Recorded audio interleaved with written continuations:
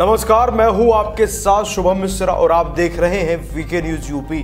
गृह मंत्री अमित शाह से सीएम योगी आदित्यनाथ की मुलाकात और मुलाकात में वो 5 सलाह, जिसके बारे में वीके न्यूज यूपी आपको पहले ही बता चुका है। लेकिन इस मुलाकात के बाद एक और नाम है जिसको लेकर अब चर्चा तेज हो गई है, क्योंकि ये नाम अपने साथ पूर्वांचल से 12 से 22% वोट लेकर आता है। लेकिन इसी नाम को 2019 के लोकसभा चुनाव के बाद सीएम योगी ने यूपी सरकार के कैबिनेट से बाहर का रास्ता दिखा दिया था।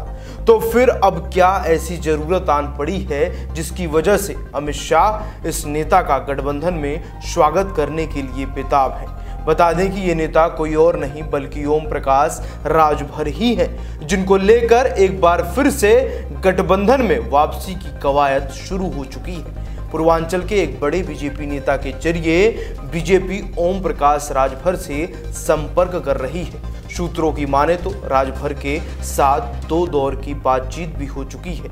बातचीत में राजभर ने रोहिणी कमीशन की रिपोर्ट को लागू करने के साथ साथ एक बार फिर से योगी कैबिनेट में एंट्री की बात सामने रखी है।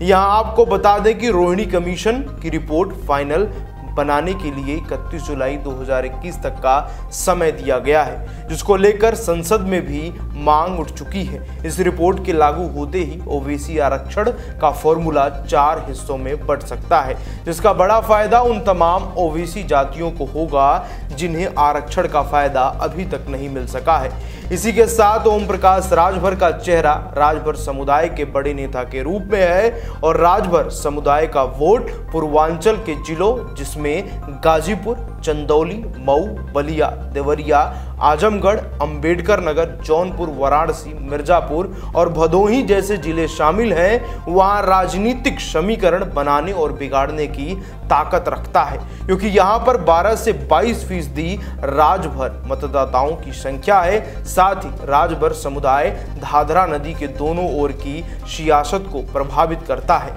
लेकिन यहां ध्यान देने वाली बात यह है कि ओम प्रकाश राजभर जब बीजेपी के साथ थे तब उन्होंने न सिर्फ सीएम योगी आदित्यनाथ बल्कि बीजेपी के खिलाफ भी कई हमले बोले थे, जिसकी वजह से 2019 के लोकसभा चुनाव के मतदान खत्म होने के अगले ही दिन मुख्यमंत्री योगी आदित्यनाथ ने उन्हें कैबिनेट से बाहर का रास्ता दिखा दिया था। लेकिन कहते हैं कि वोट और चुनाव में जीत के लिए एक राजनेता, उसकी राजनीतिक पार्टी अपने दुश्मनों को भी दोस्त बना लेती है। अब वो चाहे सीएम योगी पर हमले करने वाले ओम प्रकाश राजभर ही क्यों ना हो। 2022 के चुनाव में जातीय समीकरण को मजबूत करने के लिए अमित शाह और जेपी नड्डा ने अब नए सिरे से यूपी में गठबंधन को सांधने और बुनने में जुट गए हैं। इसका एक प्रमुख कारण पंचायत चुनाव में पूर्वांचल में ओम प्रकाश राजभर की पार्टी का अच्छा प्रदर्शन और वाराणसी में राजभर की पार्टी की जीत भी है, जिसे अमित शाह और जेपी नड्डा किसी भी हालत में अनदेखा नहीं कर सकते हैं। इसीलिए आने वाले समय में आप सभी ओम प्रकाश राजभर को लेकर कोई बड़ी खबर भी मिल सकती है, क्योंकि बंगाल हारने के बाद राजनीति के चाणक्य अमित शाह छाछ भी फूक फूक कर पी रहे हैं। आपकी क्या राय है जिसे सीएम योगी ने निकाला? क्या उसे गृह मंत्री अमित शाह का वापस लाना सही है? हमें लिखकर कमेंट बॉक्स में जरूर बताएं और उत्तर प्रदेश से जुड़ी ऐसी तमाम राजनीतिक खबरों को देखने के लिए अब आप भी सब्सक्राइब करना बिल्कुल भी ना भूलें। V K news UP. धन्यवाद।